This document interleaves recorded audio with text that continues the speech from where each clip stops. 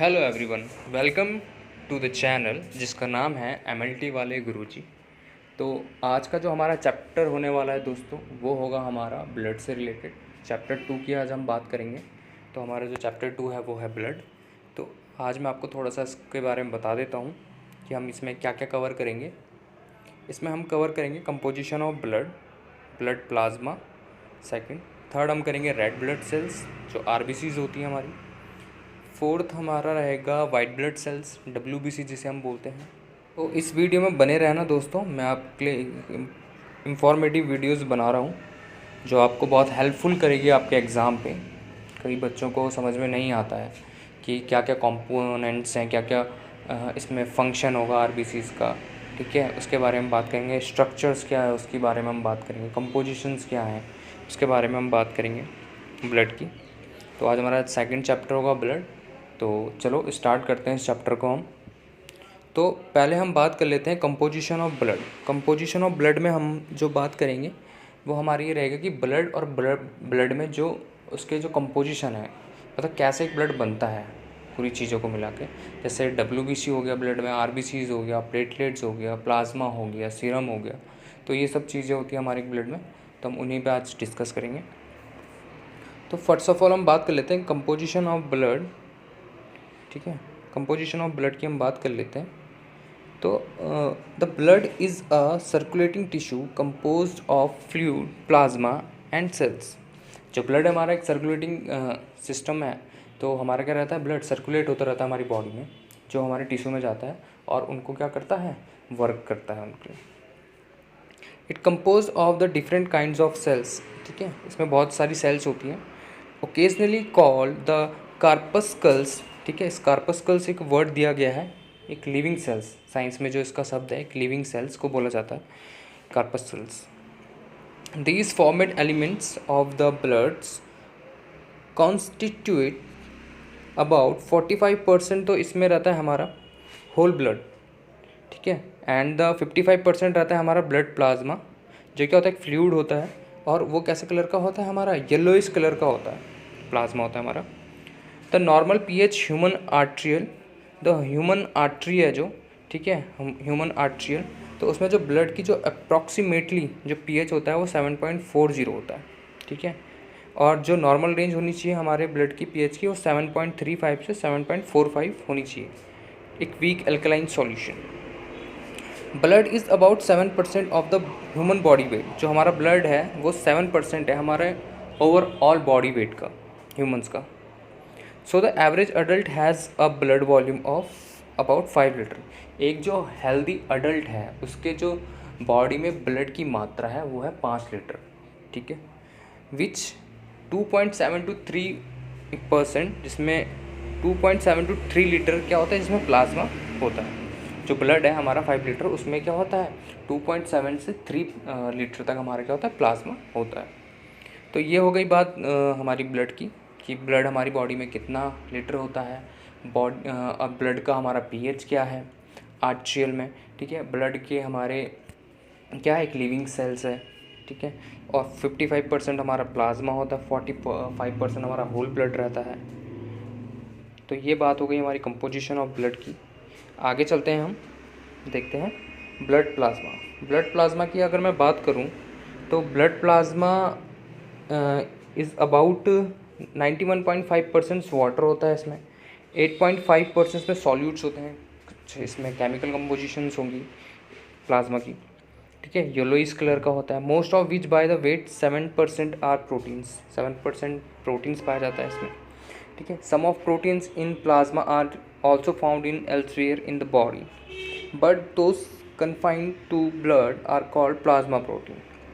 इसमें क्या होता है, हमारा प्रोटीन पाया जाता है प्लाज्मा में। ठीक है, इसमें हम और भी जैसे बहुत सारी डायग्नोस्टिक जो होते हैं हमारे टेस्ट होते हैं वो प्लाज्मा से परफॉर्म होते हैं, जैसे पीटी हो गया, प्रोथ्रोम्बिन टाइम हो गया, एपीटीटी हो गया। ठीक है, ये सब हमारे प्लाज्मा से लगते हैं। तो ये बहुत मोस्ट इम्पॉर्टेंट चीज़ है हमारे ब्लड में। These proteins play a role in a maintain the proper blood osmotic pressure. जो प्लाज्मा प्रोटीन है वो क्या करता है, एक इम्पॉर्टेंट रोल प्ले करता है हमारे ब्लड में। ठीक है, मेंटेन करके रखता है हमारा blood osmotic pressure.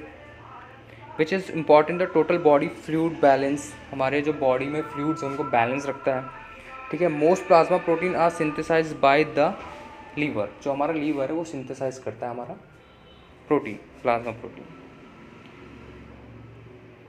Including the albumin, ठीक है। इंक्लूडिंग द एल्बुमिन 54% हमारा पाया जाता है, ठीक है। ग्लोबुलिन्स हमारे जो होते हैं प्रोटीन्स का एक पार्ट होता है, 38% पाया जाता है। फिब्रिनोजन 7% होता है हमारे ब्लड में। This solutes in plasma include waste product, और इसमें क्या वेस्ट प्रोडक्ट भी होते हैं जो हमारा प्लाज्मा है उसमें क्या क्या पाया जाता है, एल्बुमिन पाया जाता है, ग्लोबुलिन्स पाया जाता है, फिब्रिनोजन्स पाया जाता है, और अलग अलग चीज़ें, और अलग अलग हमारे इसमें क्या वेस्ट प्रोडक्ट भी, जैसे हमारा यूरिया हो गया, यूरिक एसिड हो गया, क्रेटिनिन हो गया, अमोनिया हो गया, बिलिरुबिन हो गया, ठीक है। ये हमारा सब इसमें पाया जाता है प्लाज्मा में। न्यूट्रिएंट्स की बात करते हैं हम। न्यूट्रिएंट्स में हमारे पास जो पाया जाता है प्लाज्मा में, विटामिन्स पाए जाते हैं, regulatory substances such as enzymes होते हैं, हार्मोन्स होते हैं, गैसेज होती हैं, और इलेक्ट्रोलाइट्स भी हमारे प्लाज्मा में एक इम्पॉर्टेंट रोल अदा करते हैं। तो ये बात होगी दोस्तों हमारे प्लाज्मा की, कि हमारी बॉडी में प्लाज्मा कितने परसेंट है, ठीक है। इसमें इसके जो प्लाज्मिक कंपोजिशन क्या है, मतलब किस किस चीज़ से मिलकर बना है, तो वाटर से मिलकर बना है, सॉल्यूट्स होते हैं उनसे मिलकर बना होता है, ठीक है। इसमें क्या होता है, इंपॉर्टेंट रोल्स अदा करता है प्रोटीन, ठीक है। ये हमारे सिंथेसाइज होता है लीवर से, ठीक है। इसमें हमारा ग्लोबुलिन्स पाए जाते हैं, फिब्रिनोजन्स पाए जाते हैं, एल्बुमिन्स पाए जाते हैं, ठीक है। इसमें हमारे वेस्ट हो गए जैसे uric acid, urea, creatinine, ammonia, bilirubin, ये भी इसमें पाए जाते हैं। तभी तो आप देखा होगा टेस्ट जितने भी लगते हैं वो इन्हीं से लगते हैं, सैंपल से, ठीक है, डायग्नोस्टिक टेस्ट। विटामिन्स हो गए, न्यूट्रिएंट्स हो गए हमारे उसमें, ये इसमें पाया जाता है, एंजाइम्स हो गए, हार्मोन्स हो गए, गैसेज हो गई, वो सब हमारे प्लाज्मा में पाया जाता है, इलेक्ट्रोलाइट्स हो गए। तो अब हम बात करते हैं दोस्तों रेड ब्लड सेल्स की, कि आरबीसीज क्या है। आरबीसीज, डब्ल्यूबीसी हो गया, आरबीसीज हो गए, प्लेटलेट्स, ठीक है। तो सबसे पहले हम बात करते हैं आरबीसीज की। आरबीसीज क्या है, there are the important cells, ठीक है। द मोस्ट न्यूमरस सेल्स होती है, सबसे ज़्यादा सेल्स होती है हमारी बॉडी में, ब्लड में, RBCs. They are formed in the marrow of the bones, ठीक है। बोन मैरो है जो हमारी वहाँ से फॉर्मेड होती है, मतलब वहाँ से बनती है function, form the axial skeleton, ठीक है। Mature red cells non nucleated, mature red cells होती है न्यूक्लिएटेड नहीं रहती, नॉन न्यूक्लिएटेड रहती है। Are shaped like the flattened रहती हैं, bilaterally indented sphere shape often forward the biconcave disc. Biconcave disc इसका शेप रहता है हमारे जो आरबीसीज हैं, विथ अ डायमीटर रहता है जो इसका शेप का 7.0 to 8.0 माइक्रोमीटर, इतनी हमारी एक आरबीसीज का साइज़ है। थिकनेस की बात करें तो 1.7 to 2.4 माइक्रोमीटर इसकी थिकनेस होती है, मोटाई होती है हमारी एक आरबीसीज की। Red cells normally survive in the blood stream for approximately 120 days. जो हमारी आरबीसीज हैं वो अप्रॉक्सीमेटली 120 दिन तक हमारे क्या रहती हैं, जीवित रहती हैं, सर्वाइव कर पाती हैं। After which time it is the removed by the phagocytic cells of the reticulo endothelial systems broken down, and some of its constituents are removed and reutilized of the formation of new cells। मतलब जो हमारी RBCs हैं वो क्या है, सबसे ज़्यादा number में है, ठीक है। और ये मेच्योर होती हैं हमारी आरबीसीज, तो ये नॉन न्यूक्लिएटेड होती हैं, ठीक है। ये शेप्स जो इनका होता है, एक फ्लैटेंड होता है, बाइकॉन्केव डिस्क शेप की होती है। इनका जो थिकनेस है 1.7 से 2.4 माइक्रोमीटर होती है। इनकी जो शेप है का साइज़ है वो 7.0 से 8.0 माइक्रोमीटर होता है। रेड सेल नॉर्मली सर्वाइव कर पाती है हमारी बॉडी में 120 डेज तक ही सर्वाइव करती हैं, उसके बाद ये डेड होने लग जाती है, ब्रोकन होने लग जाती है, ठीक है। और नई सेल्स बनती हैं, पुरानी बाकी सेल्स टूटती हैं जो पुरानी। तो हम आगे बात करते हैं वाइट ब्लड सेल्स की, डब्ल्यूबीसी क्या है। They are the heterogeneous group of the nucleated cells that are the responsible for the body defense and are the transported by the blood, ठीक है। ये क्या करता है हमारा डब्ल्यूबीसी, एक बॉडी डिफेंस का काम करता है, ठीक है। कोई भी फॉरेन पार्टिकल्स या कोई भी हमारे पास फॉरेन पार्टिकल अगर एंटर करता है हमारी बॉडी पे, तो क्या करता है, उससे हमें लड़ने की शक्ति प्रदान करता है। एक तरह से हमारा डिफेंस का काम करता है बॉडी में, ठीक है। Tissue that they are exert their physiological role, the phagocytosis WBC are present in the normal blood in the smaller number than the red cells। जो WBC है वो हमारे लिम्फॉइड टिश्यूज़ में होती है, lymphoid nodes, lymphoid nodules, spleen, ठीक है। There are 5 distinct cells types each with the characteristic morphological appearance and the specific role, ठीक है। ये क्या होता है, 5 टाइप्स की होती है हमारी WBC। इनका characteristic, morphology, appearance, specific, physiological roles होते हैं इनके, अलग अलग इनकी अपीयरेंस होती है, अलग अलग इनका फिजियोलॉजिकल रोल्स होते हैं हमारे WBC से, ठीक है। Polymorphonuclear leukocytes, polymorphonuclear leukocytes, granulocytes बोलते हैं जिन्हें। ये होती है हमारी न्यूट्रोफिल, यूसिनोफिल, बेसोफिल, ठीक है। जो पॉलीमॉर्फोन्यूक्लियर्स होती हैं, ठीक है, इनके न्यूक्लियर्स होते हैं, ठीक है। और ये ल्यूकोसाइट्स, ग्रैनुलोसाइट्स बोले जाते हैं, जिसमें 3 आती हैं, न्यूट्रोफिल्स, यूसिनोफिल, बेसोफिल। फिर आती है हमारी मोनोसाइट्स।